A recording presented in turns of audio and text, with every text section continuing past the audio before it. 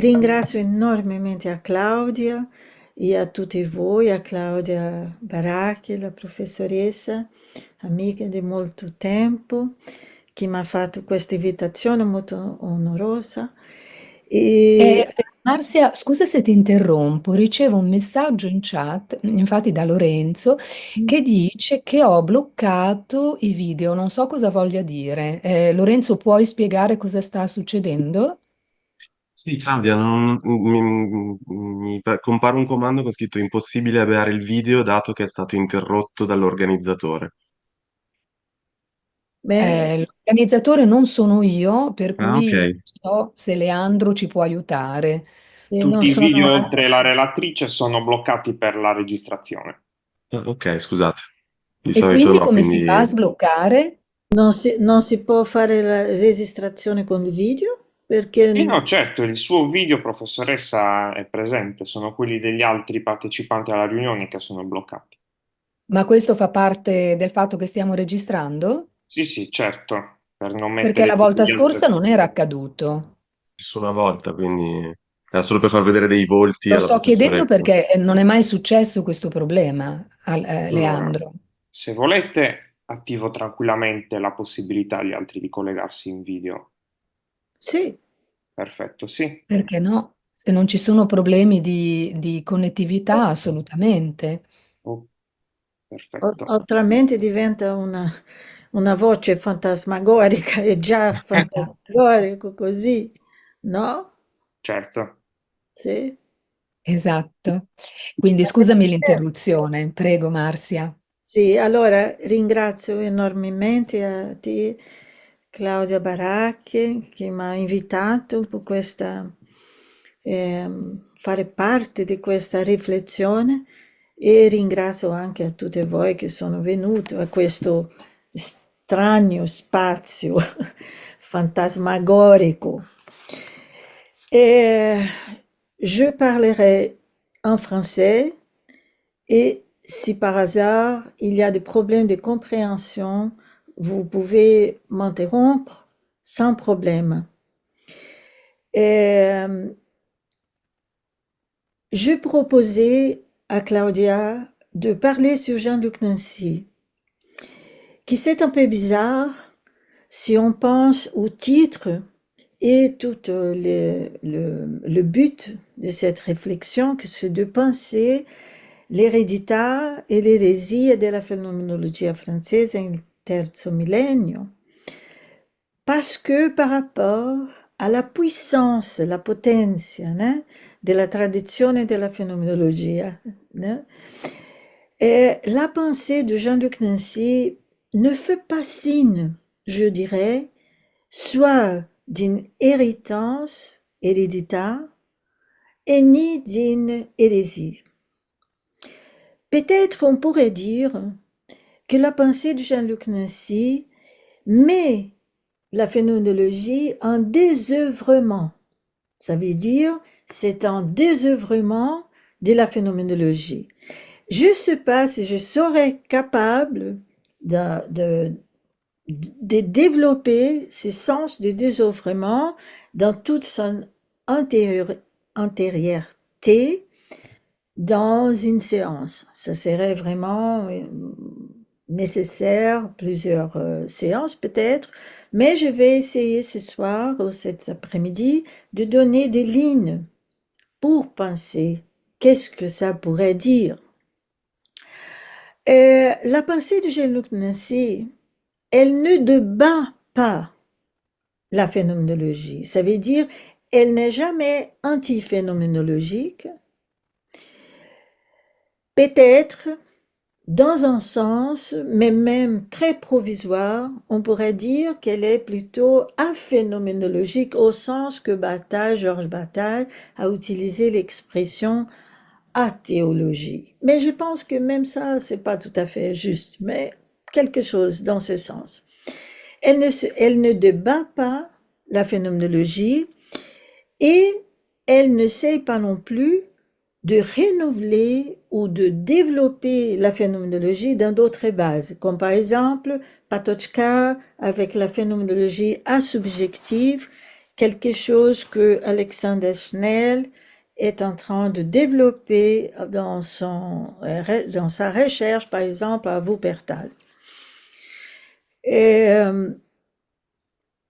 on peut dire que la pensée de Jean-Luc Nancy ne prononce même pas trop les noms phénoménologie. Ça veut dire, il n'est pas comme Derrida, se nourrissant d'une manière ou d'autre de la phénoménologie, soit de Husserl, soit de Heidegger, même si la pensée de Jean-Luc Nancy a pas mal en rentré en conversation avec la pensée de Heidegger, pas tellement de Husserl peut-être, mais beaucoup avec la pensée de Derrida. Peut-être, il n'est pas non plus quelqu'un comme Marc Ishir ou Renaud Barbaras qui, dans la France, développe la phénoménologie dans d'autres sens. Renaud Barbaras récemment avec son projet de phénoménologie cosmologique. Mais on pourrait dire, j'essaierai de résumer un peu comment, plutôt que comment est la pensée de Jean-Luc Nancy, je dirais qu'elle est un dépliement, dépliement, peut-être en italien j'étais un peu en doute, un dispiergersi, non sono sicura, est un dépliement de l'éclat de l'événement de la pensée au cours des pensées. Ça veut dire quelque chose comme ça avec lo automatico, il pensiero di Jean-Luc Nancy sarebbe un dispiergersi della brillantezza esplosiva dell'evento del pensiero nel corso dei pensieri. C'est-à-dire l'instant où la pensée a lieu, se passe, cet instant peut-être est le déploiement, c'est déployer cet instant, et ça serait ce que caractérise la pensée de Jean-Luc Nancy.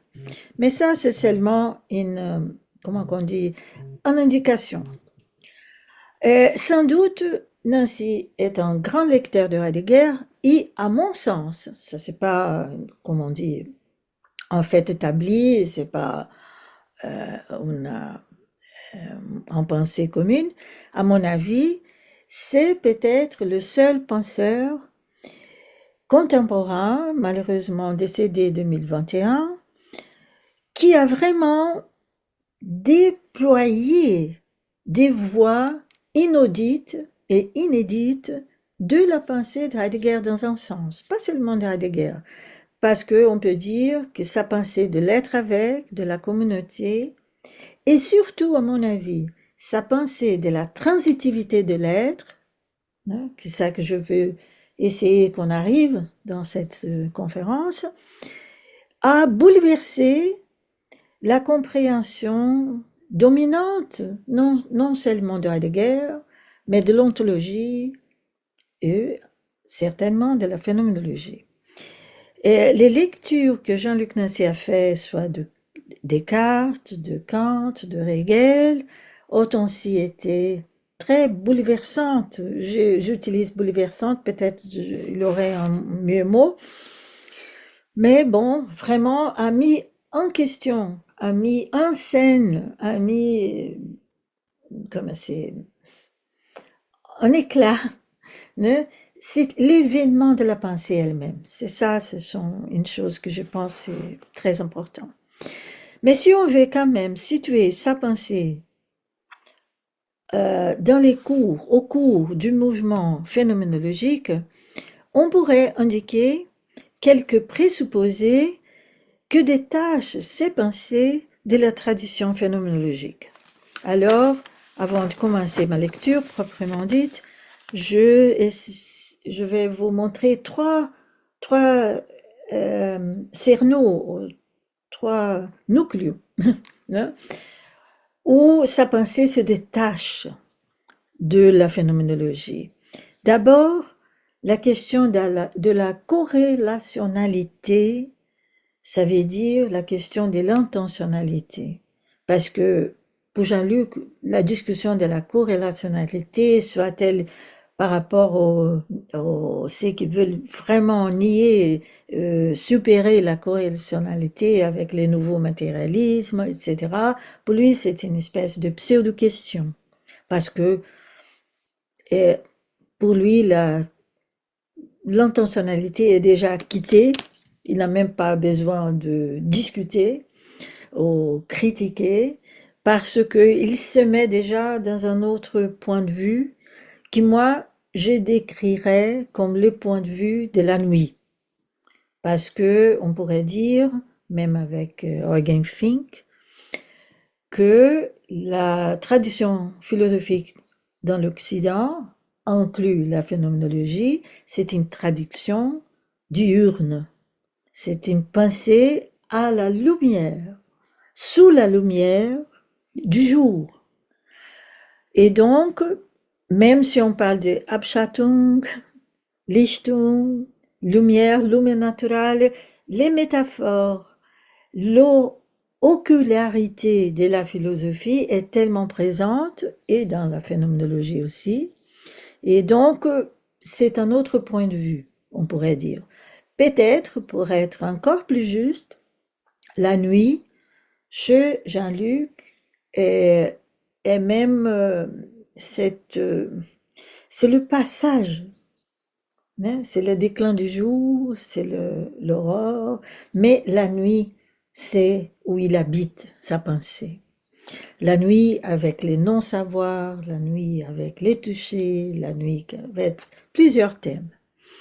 Alors, au lieu de, quand il dit je suis pas phénoménologue, il réfute toujours dans quelques peu de textes, peu de passages, il réfute toujours l'intentionnalité parce que il pense d'après une recherche de tensionnalité, tension, pas intention, et donc dit attention, attentionnalité. Ce serait un peu une manière un peu schématique d'essayer de poser ces premiers nucléos cernaux, on pourrait dire, d'un possible rapport,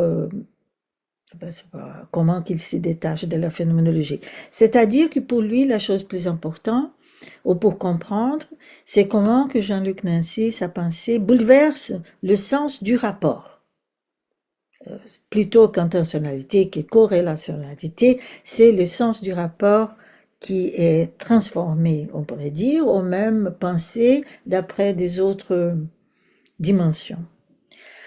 Et par rapport à ça, c'est aussi que Jean-Luc Nancy, sa pensée a une clarté, si on peut dire clarté nocturne, de la question du soi, de l'auto. L'auto, c'est cette figure fondamentale de la pensée de l'Occident, soi-même, et il a une pensée incroyablement, comment on dit, qui nous étonne, hein, de repenser, de penser d'une autre manière, le soi, l'auto. Et sa pensée de la nuit par rapport au soi, c'est une pensée de la résonance. Bon, vraiment, là. Le deuxième cerneau, où on peut dire qu'il se détache de la phénoménologie, c'est par rapport au tournant ontologique que la phénoménologie accomplit. À mon avis, la phénoménologie a accompli un tournant ontologique parce que pour la phénoménologie, pour les phénoménologues, être, c'est-à-dire, c'est dire apparaître. Moi, je suis pas tellement d'accord. J'ai eu une petite discussion avec Jocelyn Benoît en juin, qu'il y a une phénoménologie ontologique et une phénoménologie de l'apparaître. À mon avis, la phénoménologie accomplit déjà chez Roussel, en tournant du sens d'être comme apparaître. C'est ça le phénomène, c'est ça à mon sens la phénoménalité de la phénoménologie. Bon, mais c'est ma position. Et donc, pour Jean-Luc Nancy, la question n'est pas l'apparaître, l'inapparent de Heidegger, ou l'apparaître comme tel Patochka, rien du tout. C'est tout à fait différent. C'est un sens transitif de l'être. Qu'est-ce que cette transitivité de l'être? Je vais essayer de montrer dans la conférence. En plus, Jean-Luc Nancy est penseur de la présence. Ça veut dire que toute la rhétorique derridienne de la métaphysique de la présence, ça, c'est un discours, je pourrais dire, parce qu'il est vraiment un penseur de la présence dans un sens non antitatif, non figuratif, non substantialiste, etc. Parce que, à mon avis, il a bien compris que, en fait, ce que Derrida appelle métaphysique de la présence, c'est en fait une métaphysique du Vorhandenheit heideggerien. Bon, ça, c'est aussi, je parle par rapport à Jean-Luc, mais un peu comme je les comprends et comprends ces questions. Au lieu d'une philosophie de la manifestation, ce qu'on trouvera chez Jean-Luc Nancy, c'est une pensée de l'évocation. Si on veut faire un contraste, c'est entre manifestation, qui c'est le cœur d'une tradition, et surtout dans la tradition phénoménologique, c'est une pensée d'évocation. C'est de la voix, c'est la résonance, c'est l'écho, c'est le rythme. C'est tout à fait ce que ne se laisse jamais voir. Mais c'est pas non plus l'invisible merleau-pontien. Et le troisième cerneau, on peut voir comment que Jean-Luc Nancy se détache de la phénoménologie, c'est à mon avis par rapport au tournant phénoménologique vers la sensibilité. Ça veut dire le rapport entre les sens sensibles et les sens sensés.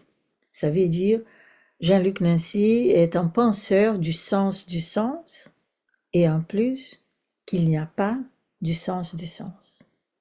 Bon, si vous trouvez que c'est un peu clair ce que je dis, si c'est bien de suivre mon français, je suis non plus française, hein, je suis brésilienne, je continue, je commence à lire ma conférence. C'est bien? D'accord.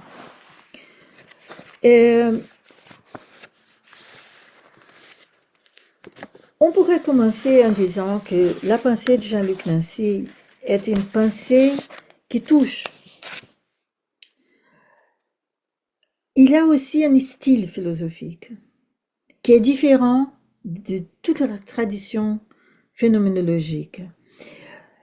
On ne peut pas même dire que même si Merleau-Ponty a cherché une prose philosophique qui serait plus, comment on dit, attuned, plus consonante avec ce qu'il appelait la prose du monde, les styles de Jean-Luc et par rapport à Merleau-Ponty est très différent. Nancy a une écriture qui touche. Elle affirme à chaque instant qu'elle est touchée, en plus, qu'elle est touchée, qui est un thème central, qui est le titre du livre que Derrida a dédié, consacré à Jean-Luc Nancy, mais aussi écrit un peu avec lui, mais c'est plutôt un livre de Derrida, dans un sens, il est touché. La pensée de Nancy affirme à chaque instant que le touché n'est pas l'autre du sens, mais que le touché est sens et sens touché. L'expérience de lecture et écoute de sa pensée, c'est connu, tout le monde qui a entendu Jean-Luc parler, qu'il avait une très belle voix. Quand il est mort, plusieurs conférences ont toujours se rappelé de la beauté de sa voix. Il y avait quelque chose dans cette voix. Et quand on entend, on les lit, ça nous place directement dans un important point de départ, je pense, pour suivre la question du toucher dans sa pensée, qui est très important, qui est aussi un cerneau de la question phénoménologique, né, le toucher. C'est la question du toucher, touche au sens du sens. Et il est le grand penseur du sens, comme je vous ai déjà dit, mais pas du sens de l'être, comme Heidegger, non plus de l'être du sens, un peu comme Deleuze, mais du sens et en plus qu'il n'y a pas. Une citation, je cite une phrase de Nancy qui dit « Il n'y a pas du sens, et cela est adorable ». Cette phrase a reçu récemment un très beau commentaire de Elisabeth Rigal dans un des derniers, je pense que c'était le dernier numéro des études philosophiques de Strasbourg, le cahier philosophique. Qu'il n'y a pas du sens, cette affirmation fait tomber les socles de plusieurs pensées philosophiques du sens. D'abord, l'identification des sens et significations. Il y a ici, on pourrait dire, une conversation qui pourrait être développée dans une autre opportunité avec la distinction du fait par Frege entre Sinn ou Bedeutung, mais aussi tous les paragraphes des traitants consacrés à la question du Sinn, de Sinne, Unsinne, de la signification et du Bedeutsamkeit. Parce que pour Heidegger, cette distinction n'est pas faite entre Sinn et Bedeutung. Pour lui, pour Nancy, ça c'est crucial dans un sens complètement différent de Frege, mais assez important. Et on pourrait dire que pour lui, l'essence est plus d'un sens. J'utilise cette expression un peu comme une espèce d'évocation de Derrida quand il définit la déconstruction comme plus d'une langue. Dans les deux sens en même temps, de plus de sens, il n'y a plus de sens, il n'y a plus qu'un sens. Non è più un senso e ci sono molti sensi di più. Un peu comme ça, improviser l'italien. Sens, c'est pour lui la pulsion, c'est les pulse d'un renvoi.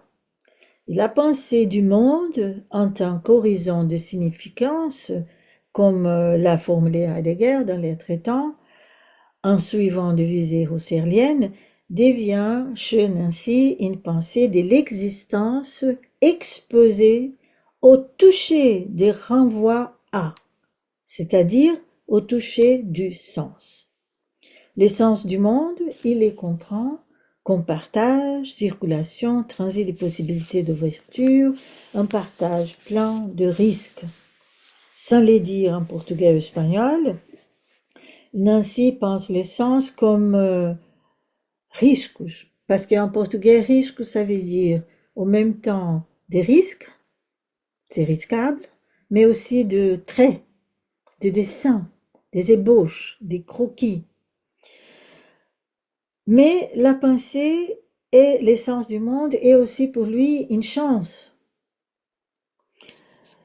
Comme l'a souligné Elisabeth Rigal, Juan Manuel Garrido au Chili, Alexander Garcia Duttmann qui travaille à Berlin, la dernière phrase de Kruer, qui est le dernier livre de Jean-Luc Nancy, qui est apparu l'année de sa mort, prononce les noyaux de la pensée nancienne et aussi ce qui lui sépare radicalement sa pensée de celle de Heidegger. Et la phrase dit, je cite, « N'est pas détourner le regard et notre seule chance, sans qu'il nous soit donné de savoir de quel côté ça tombe. » C'est que cette phrase énonce, c'est que Nancy tourne les regards philosophiques vers un ça tombe, plutôt qu'au sens. Ça tombe sans qu'on puisse savoir le sens. il n'y a pas l'essence du sens. L'essence du sens, ça tombe. Sens sans signification, sens qui excède tout horizon de signifiance, sens qui n'est que renvoi à, sens sans intentionnalité, sans finalité, aphénoménologique, anormative, sens en tant que circulation, partage de voie, transit, transitivité, risque, tracé, chance, sens en tant que chute, ça tombe, présuppose la conjonction du sens sensible, sens sensé et sens versé. Nous nous sommes habitués à considérer la question du sens sous le point de vue d'une opposition entre sens sensible et sens intelligible, les tournants vers les sensibles qui marquent autant l'invention de l'esthétique moderne que le mouvement phénoménologique et d'autres modalités de poursuivre une critique du huis clos du rationalisme de la tradition philosophique européenne, maintient, à mon avis, ces dualismes entre corps et âme, sensible, intelligible, sens sensible et sens sensé, même quand on renverse la valeur. Les corps vaut plus que l'âme, les sensibles vaut plus que l'intelligible, etc.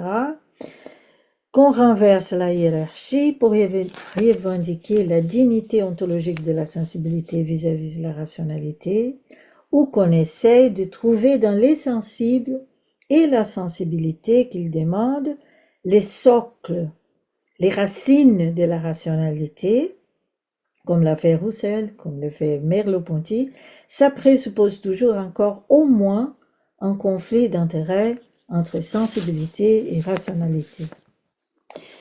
Mais il faut admettre que les rationalismes ancrés sur ce dualisme, tous les rationalismes, ils sont expression d'une certaine sensibilité. L'écrivain brésilienne Clarice Lispector a trouvé un bon mot pour expliquer la sensibilité propre au rationalisme. C'est le mot sentimentation, qui énonce ce qu'elle a aussi appelé, Clarisse, la vie sentimentaire, utilitaire. Si la tâche aujourd'hui est, selon Nancy, celle de ne pas détourner l'attention, même sans qu'on puisse savoir où ça tombe, ce n'est pas pour tourner l'attention vers la sensibilité oubliée, refoulée, réprimée, étouffée par la tradition et par notre moment du monde sans monde, de notre monde envisageant la destruction systématique du monde, de la vie et de la vie du monde, mais serait plutôt pour dénuder un verbe très fréquent chez Nancy, comment la sentimentation, la sédimentation dès la disjonction entre sens sensible et sens sensé revient à une pulsion et à un seul désir, c'est-à-dire la pulsion et le désir de l'objet, de l'étant, la pulsion de saisir. La pulsion de saisir rassemble plusieurs pensées sur plusieurs pratiques de la sensibilité et de l'intelligibilité. Rassemble en fait une longue tradition philosophique de l'Occident dans sa quête du sens de l'être et de l'être du sens. Accordée par cette pulsion de l'objet, de saisir, l'être n'est que ce qui se laisse saisir, soit par le sens, soit par la raison. Toute la destruction de l'ontologie traditionnelle poursuivie par Heidegger et après Heidegger, la destruction du sens d'être en tant que substance, entité, essence, c'est, d'après Heidegger, une destruction du sens d'être en tant que Vorhandenheit, c'est-à-dire du tenir à main, de maintenir. C'est un mot, à mon avis, très précis pour la question, car il amène au langage la main saisissante, cette main philosophique sur laquelle Derrida a tourné notre attention et qui requiert encore plus d'attention.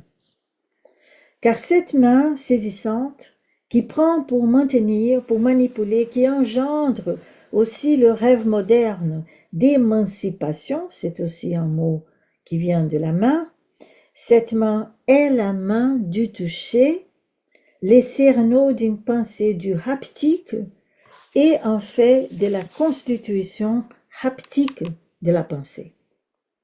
L'importance de la pensée du toucher chez Nancy, reconnue par Derrida, avec une extraordinaire attention philosophique, revient à une libération de la main saisissante, ou si on voudrait, du sens de saisir, en tant que prendre un objet pour le tenir, pour s'en servir, ou pour le porter, une libération du saisir, de la pulsion, de l'appropriation qui constitue l'homo technicus.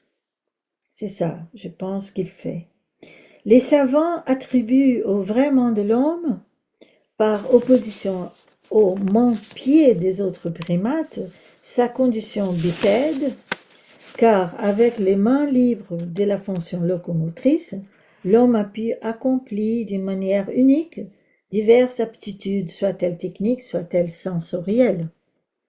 Si on considère à la suite de Heidegger et d'Adorno et de Rainer Schurman que la raison occidentale est une raison instrumentale et instrumentalisante, il ne faut pas oublier comment cette raison qui appréhende et comprend, qui conceptualise, qui vit du concept, mot qui vient du latin cum capere, c'est-à-dire prendre avec, ensemble, autant que l'allemand begreifen, greifen, se doit begrippen.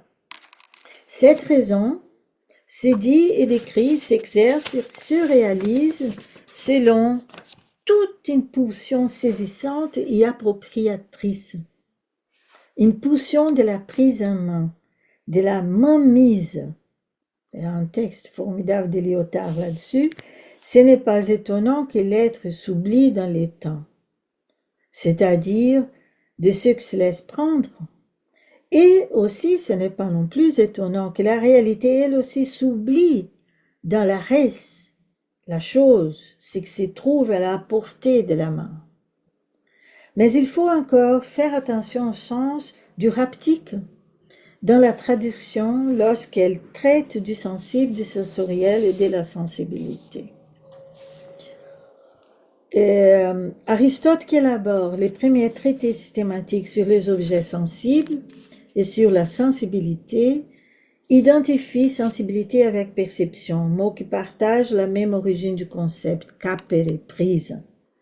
Dès ce premier traitement de la sensibilité selon les sens toujours pluriels, la sensibilité ne s'oppose vraiment pas à l'intelligibilité, mais elle est sa source, car en tant que perception, tous ces sens sont des prises cognitives du monde. La différence fondamentale entre le régime de captation du réel accompli par le sensible et celui accompli par l'intelligible renvoie à la différence entre la captation du singulier, l'affaire de la aesthesis, de la sensibilité, et la saisie de l'universel, qui c'est l'affaire de l'intelligibilité. C'est donc très raisonnable qu'Aristote affirme les touchés comme les sens premiers, en même temps qu'il considère la vision, ça veut dire les non-touchés, comme les sens supérieurs. C'est raisonnable parce que le toucher et la vision se miroitent. La vision est un toucher sans main, tandis que le toucher est compris comme une ocularité sans yeux. Dans les cadres aristotéliciens qui orientent la pensée du sensible et de la sensibilité jusqu'au tournant phénoménologique vers les sensibles et la perception, oculalité et tactilité sont les deux côtés de ce que Clarisse a appelé sentimentation de ce que Paul Valéry, ce grand penseur poète de la sensibilité, a appelé sensibilité organisée, c'est-à-dire la sensibilité propre à cette pulsion de l'objet, la pulsion de la prise à main. Cependant, il y a encore une autre dimension centrale du sens, soulignée dans cette matrix aristotélicienne, qui reconnaît le toucher comme un sens primaire. C'est que le toucher se touche, que le toucher ne peut toucher qu'en étant touché par ce qu'il touche et ainsi par le toucher lui-même. La primauté du toucher, c'est de rendre explicite que sentir est nécessairement se sentir. Et c'est de cette auto-affection du sensible miroité par le réfléchissement de l'intelligibilité qui pense qu'elle pense, d'une pensée que c'est pense, que s'érigent les monuments d'une rationalité fondée sur les soi-même, soit d'une substance, soit d'un sujet. La disjonction de sensibilité et intelligibilité forme en fait une conjonction de base pour une humanité organisée par la pulsion et le désir de prendre tout pour soi. Ça va? Trop fatigué? Je continue? La pensée du toucher chez Nancy interrompt ces modèles sentimentaires du rapport entre sens sensible et sens sensé. Dans ceci, qu'elle comprend ce rapport comme les renvois propres d'un toucher. Autrement dit, la distinction entre sens sensible et sens sensé, entre individuation sensible et identité intellectuelle, n'est autre que la distinction du toucher et être touché dans le même touche. Sens sensible et sens sensé, sensibilité, intelligibilité se touchent, comme les touchés se touchent, comme les sentis se sentent. Son insiste ainsi que tout ordre sensoriel est double, car chaque sens expose son propre intelligibilité, expose des aspects du se sentir, du se toucher, de se voir, et donc de se penser. Pour chaque sens, il y a au moins deux verbes, il dit toujours, au moins qui prononcent les se toucher de sens sensible et sens sensé. Par exemple, voir, regarder, sentir, flairer, goûter, déguster, toucher, palper, écouter, entendre. Hein? Sont deux verbes pour chaque sens où un est plus sensible et l'autre plus intelligible, on pourrait dire. Chaque mode ou registre sensible expose des aspects de se toucher de cette manière la structure et la dynamique singulière plurielle de l'ensemble des sens. Il faut donc porter toute attention à cette auto-affection, à ces renvois à soi, qui déjà Hegel, bien avant Husserl et Derrida, a reconnu dans sa philosophie de la nature, comme les surgissements de la subjectivité dans la nature, qu'il reconnaît comme la naissance de l'animal. Pour Hegel, l'animal est le surgissement de l'auto-affection dans la nature. Ce sont des passages très belles dans la philosophie de la nature de Hegel. Pour Nancy, je cite, « En soi n'est rien d'autre qu'une forme ou une fonction du renvoi. En soi est en fait un rapport à soi, une présence à soi. Ça, c'est le soi. » Mais l'attention portée par Nancy à ce soi, du se toucher, se sentir, en tant que renvoi et présence à soi, en soi qui n'est que renvoi à, et une attention à ces doublements d'élan qui est en soi autre que soi, et ainsi interrompt toutes les représentations d'un en soi, en italiano, in sé, insiste, parce que je suis pas sûre que ma prononciation en français c'est correct.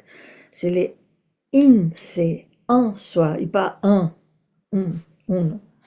Car il s'agit d'un soi qui n'est autre que renvoi et présence à soi, un soi qui est hors soi. C'est un fait, la figure de in sé, en soi, qui s'écrase, car il n'est pas possible de saisir ce renvoi comme quelque chose en soi.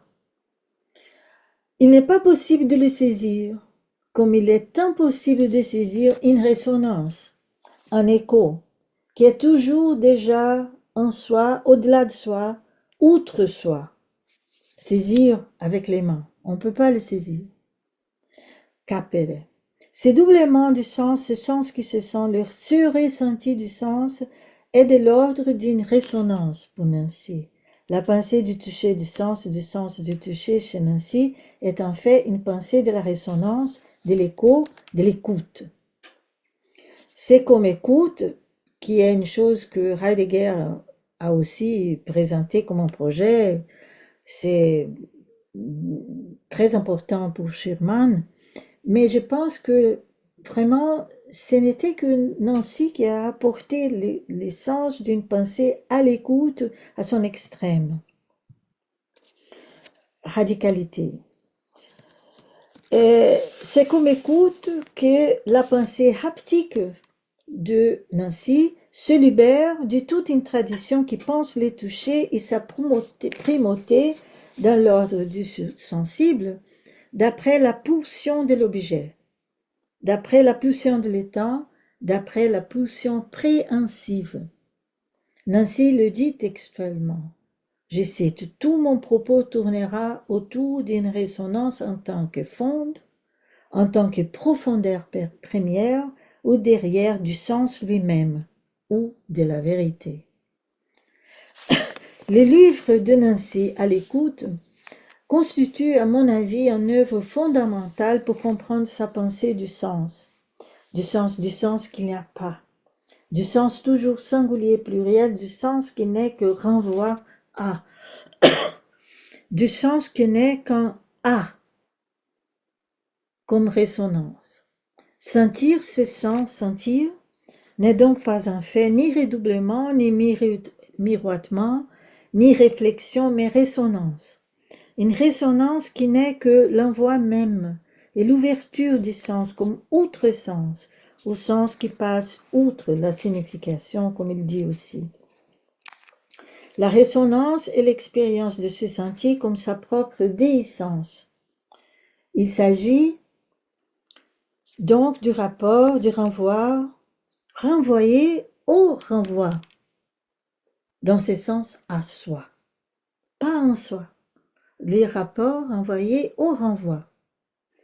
Comme Nancy insiste, il n'est pas question d'un rapport à moi, ni d'un rapport à l'autre, mais dans un rapport à soi, le rapport au rapport. Ce n'est donc pas un sujet en moi qui sent, mais c'est les sentir qui se sent en moi, en toi, en nous, de manière que le seul sujet de sentir, c'est les sentir. Et c'est dans la résonance de ces renvois qu'il devient possible de dire « je », comme un écho de la résonance de ces renvois à, écho de la résonance du sens. Ce que la résonance rend présent, c'est comment la présence est un rebond, une expression qui Nancy emprunte à Paul Valéry et qui libère le sens de la présence de toute pensée antitative, figurative, quiditative et la restitue à son sens premier d'un saut, un rebond, à l'image d'un saut qui fait la balle quand elle a touché la terre. C'est fait lorsque l'existence touche et est ainsi touchée par l'il-y-a de l'existence. C'est le saut d'un rythme.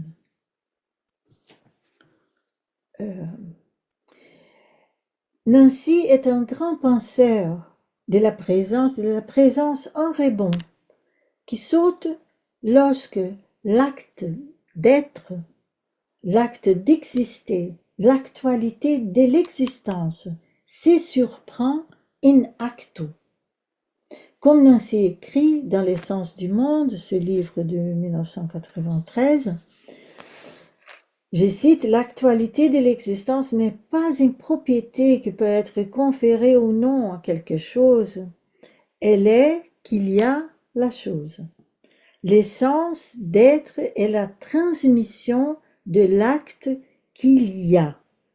Ce qui se transmet en rebond, c'est qu'il y a l'il y a.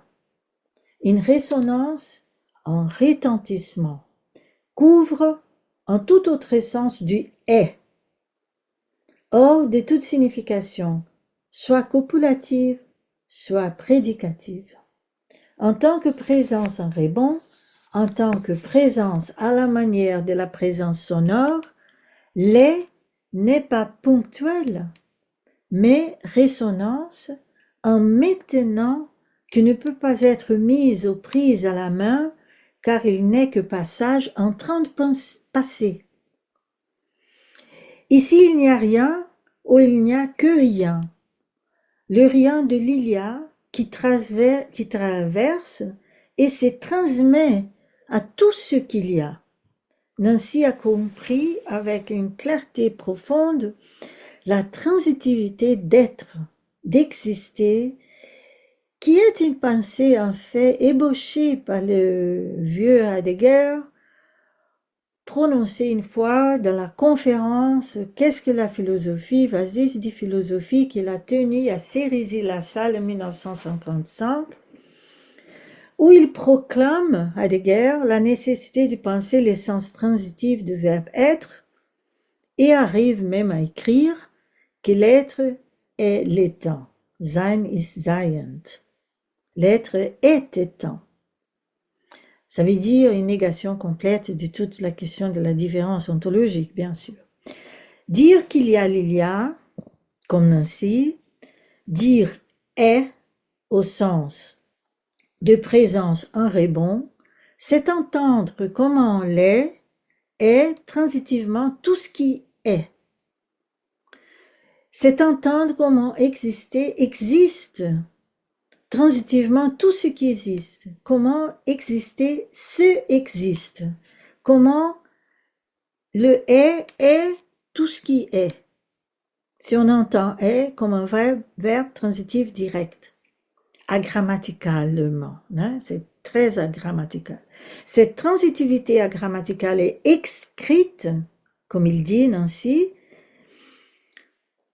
l'être est au transit l'existant, arrive à trouver une langue pour cette agrammaticalité. Et cette agrammaticalité qui ne se laisse pas très bien écrire, mais qui peut seulement être écrite, une langue capable de conjuguer l'exister et être comme verbe transitif direct, une langue qui, à mon avis, est étonnamment très proche de celle de Clarice et Lispector. Ils ont une coïncidence incroyable, et même Nancy a lu Clarisse, on a parlé beaucoup sur Clarisse, et a écrit un très beau texte, mais il ne connaissait pas le portugais, alors c'était vraiment une coïncidence de pensée très belle. Ça existe. On pense que la pensée est toujours dérivée de l'autre, une conséquence, héritage, mais la pensée peut être aussi coïncidence. Exister s'existe, être se est, sentir se sent, toucher se touche, la pensée se pense, se renvoie à soi, met en présence qu'il y a l'il y a, qu'exister existe, que être est, car exister existe transitivement tout ce qui existe.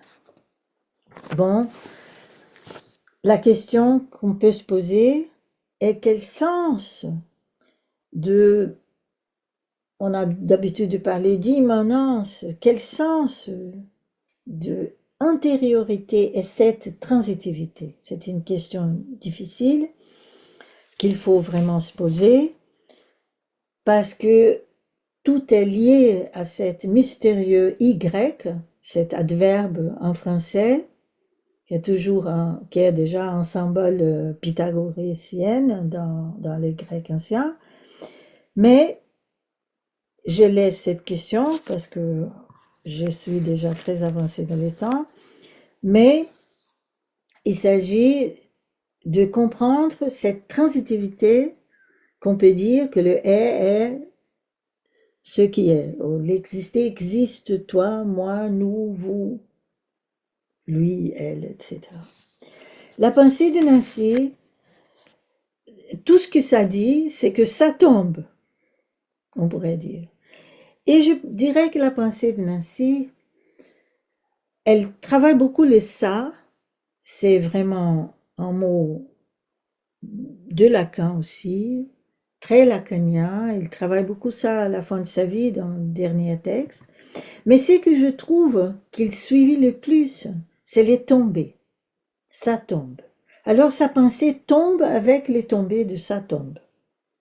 On ne sait pas où va donner, on ne sait pas les sens, parce que en plus, sens veut dire surtout direction, hein, ça veut dire s'enverser. Ce n'est pas une question d'où, ni de vers où ça tombe, mais sa pensée suivit les tombées tandis qu'il tombe. Qu'elle tombe, car ça tombe comme la nuit tombe, comme on tombe amoureux, comme on tombe enceinte, comme un rayon tombe, comme les ciels tombent, comme c'est un livre maintenant très connu en Europe de indigène David Copenhaver, hein, sur les peuples Yanomami au Brésil. C'est ce livre-là, Les cieux qui tombent. L'accident tombe, comme on tombe en sommeil, tombe de sommeil, et le titre d'un livre très beau de Nancy, non seulement sur le sommeil, mais surtout sur cette intériorité extérieure, cette Y de la transitive de l'être, de l'exister étant et existant tout ce qui est et existe. C'est un livre sur le est, ist, que Hegel, dans la phénoménologie de l'esprit, dans la partie de la certitude sensible, définit comme la nuit. Das ist die Nacht. Le est la nuit. Hippolyte l'a traduit ce est avec maintenant, je ne sais pas comme c'est la traduction italienne du est, parce que en allemand de Hegel c'est ist, c'est pas jetzt. Ist die Nacht. Nancy ne cite pas ces passages, mais toute sa pensée du est, de cette transitivité, on peut dire que peut-être la plus extraordinaire, à mon avis, interprétation de ces phrases de Hegel. Je ne connais pas qu'il cite ces phrases, ça peut se passer, il a écrit beaucoup. Je lis pas mal, mais pas tout, bien sûr. La tombe du sommeil est un livre sur la nuit du est, sur la nuit de l'il y a. Penser le est, c'est penser la nuit, c'est penser la nuit, c'est penser le est, pour Nancy. Penser le est qui est la nuit qui est le est, revient cependant à penser comment la nuit tombe, comme on tombe dans la nuit. On tombe dans la nuit en s'endormant. Tomber dans la nuit, c'est tomber dans les silences de l'obscurité, c'est tomber dans la peur de cette obscurité du silence. Tous les dormeurs, nous dit Nancy, tombent dans les mêmes, identiques et uniformes sommeils. C'est pourquoi la nuit les convient avec l'obscurité et de même le silence.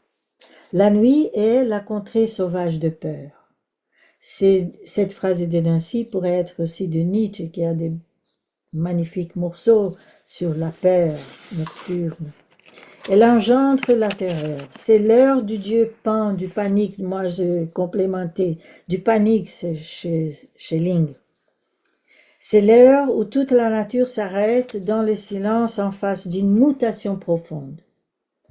Dans ce sens, il peut se dire non seulement que le sommeil est la reconnaissance de la nuit, mais encore que le sommeil devient la nuit. dit Nancy. On pourrait aussi ajouter qu'ainsi comme la nature aime se cacher, les sommeils aiment tomber dans la nuit. Car il ne s'agit pas simplement de tomber de l'absence de lumière, dans la nuit qui entoure les dormeurs, comme un milieu, un paysage, car on dort aussi dans la journée, bien sûr, en plein air, en lumière. Mais parce qu'on ne peut s'endormir qu'en tombant vers la terre, que en rendant l'horizontale verticale, la verticale horizontale, qu'il devient obscurement clair comment Nancy rend explicite que cette nuit est celle que le dormeur fait descendre de lui-même en lui-même, cette nuit de paupières baissées, voire dans des circonstances extrêmes, la nuit tombée sur des yeux grands ouverts. Nancy décrit cette tombée de la nuit par le sommeil comme un devenir moi-même de tout. Un réveil radical de la notion même du moi, car lorsque dans le sommeil tout devient moi-même, les moi devient tout, les moi devient indistinct. Moi-même, plus que tout, je deviens indistinct. Il dit, je ne me distingue plus proprement du monde, ni des autres, ni de mon corps, ni non plus de mon esprit.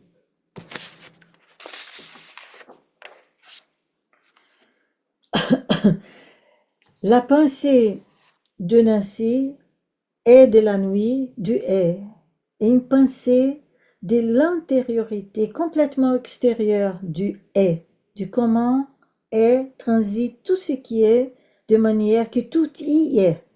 Tout est dans le est, tout est dans cette nuit.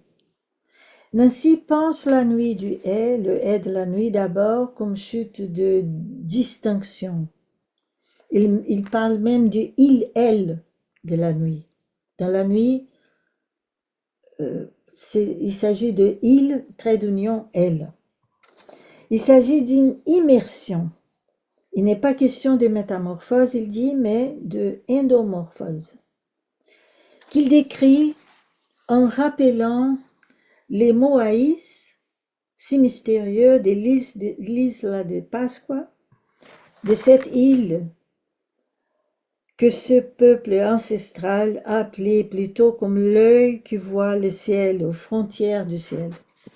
Les Maui, ces sculptures très connues de l'île de Pascua, sont les visages de l'être en présence d'eux. Il dit, devant les Moai, nous sommes en présence de l'être en présence d'eux. Nous ne sommes pas en présence de la mer, du ciel, nous sommes en présence de l'être en présence d'eux. Nous sommes dedans, les dedans de la résonance pure. Nancy décrit les Moai comme la formation de l'intérieur dans l'intérieur. Ça, c'est l'essence du moi dans le moi qui est la nuit. Tomber dans les sommeils qui tombent dans la nuit, c'est coïncider avec le monde, où et quand en soi est rendu à sa plus intime notion, celle du retour en soi. Il est toujours surprenant d'accompagner les mouvements de la pensée de Nancy dans cette immersion, plus écrite qu'écrite, dans l'immersion, c'est-à-dire d'accompagner sa pensée, écoute sa pensée à l'écoute, parce que la pensée du est, de l'acte d'être et exister, étant et existant tout ce qui existe, est une pensée de l'immersion, dans l'immersion, comme les sons et plusieurs sons dans les sons, comme les rythmes et la musique dans la musique, d'après une définition schellinienne. La tombe du sommeil est un livre qui amène la pensée à la nuit du est et au est de la nuit. Il apporte la dimension la plus oubliée et refoulée de la pensée philosophique en Occident, qui est celle de la nuit, ou comme l'a noté poétiquement Empédocle, de la dimension où le même connaît le même. Il apporte la dimension qui interrompt la perspective diurne de la pensée avec ses géométries, ses chronologies, ses oppositions, ses contradictions, ses différences, ses identités, et surtout la différence entre différence et identité. Sans, non plus, rendais-tu confus, chaotique. Dans la nuit, le même est toujours déjà autre. Dans la nuit, il s'agit de même autre. Résonance, écho, son silence, sens, sans, senso, sentido, senza. Dans la nuit, tout touche à tout. Et pour le dire aussi avec les mots de Clarice Lispector, tout regarde tout. Tout vit l'autre, et dans ces déserts, les choses savent les choses. Les choses savent les choses. Les leçons de la nuit ne sont pas cependant des leçons d'obscurantisme, où tous les vaches sont noirs, ne sont pas des leçons de naïveté du vide de la connaissance, comme Hegel accusait la pensée de Schelling. L'obscurantisme qui engendre, plutôt que naïveté, la violence de la connaissance devenue information désinformante, l'obscurantisme qui effondre quotidiennement les mondes dans l'immonde, du sans-monde de notre monde mondialisé, cet obscurantisme advient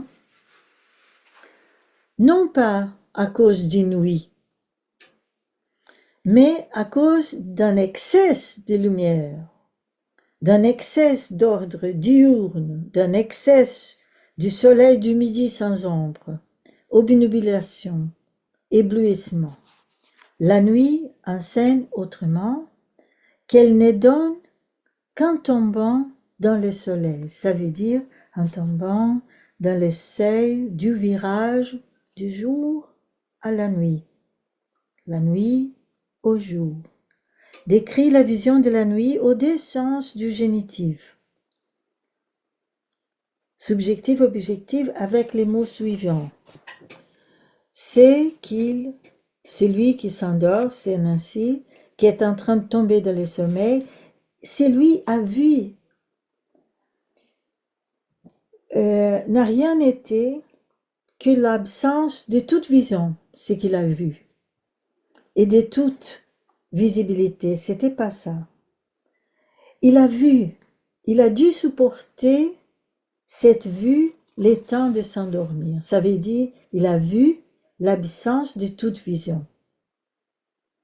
Cette vision de l'absence de toute vision ne doit pas être confondue avec ne pas voir qui est toujours lié à la possibilité de suppléance ou de l'espérance de vision.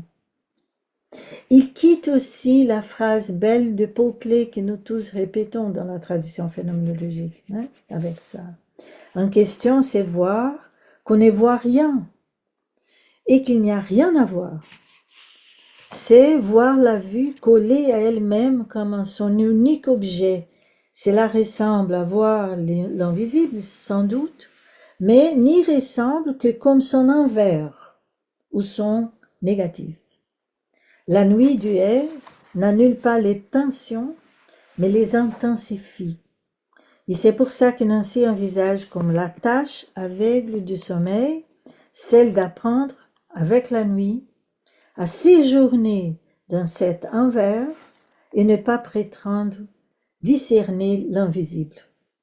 Séjourner dans cet envers, dans l'avesso, do avesso, ça je disais en portugais parce que c'est une belle chanson de Caetano Veloso pour ceux qui connaissent la musique brésilienne, c'est séjourner la limite, les bords, la rive entre jour et nuit qui est la finitude humaine.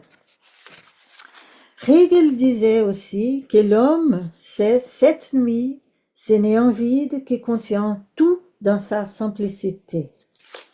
Et en plus, disait Hegel, que cette nuit, on la voit quand on regarde l'homme dans les yeux, car à ces moments-là, on voit die Nacht der Welt, la nuit du monde, en face de nous.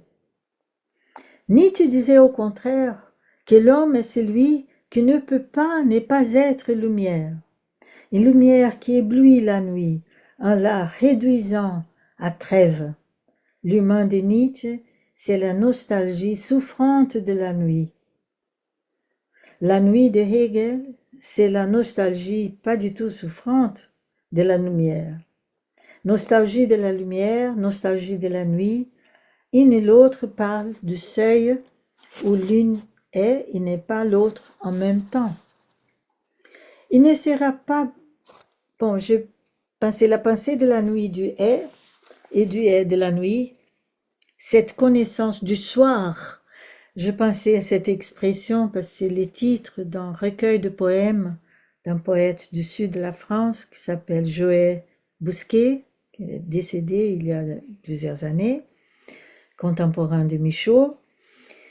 De ces leçons, on reçoit de Nancy la densité de la nuit du est, l'urgence de penser le est, la transitivité du est dans un moment d'urgence du monde où le présentéisme obscurcit la présence en rebond de la présence, c'est-à-dire de la singularité.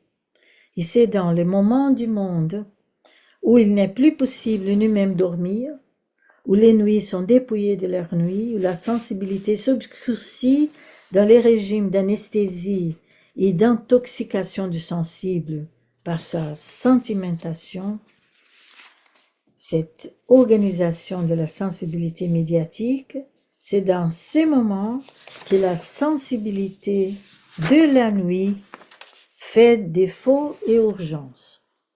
À la fin du livre La peau fragile du monde, Nancy a écrit le suivant pour finir. Le monde de singularité est encore à ouvrir et à dessiner, les rives sont à retracer. Le monde est à nouveau à interpréter et à transformer. Cela commence si nous veillons à rester sur le rivage, guettant la nuit et l'obscurité illimitée de l'océan où le soleil de l'Occident s'est couché.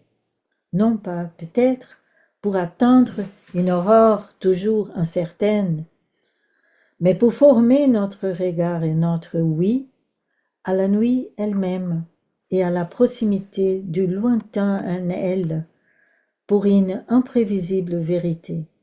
Nous adressons les uns aux autres ce vers de Rilke. Il cite Rilke: « Fais de moi le gardien de tes espaces, fais de moi le veilleur sur son rocher, donne-moi des yeux que j'embrasse la solitude de tes mers. Laisse-moi suivre les cours de fleuve, m'éloigner avec eux des cris de rive et m'enfoncer dans la rumeur nocturne. » Merci pour votre attente et écoute.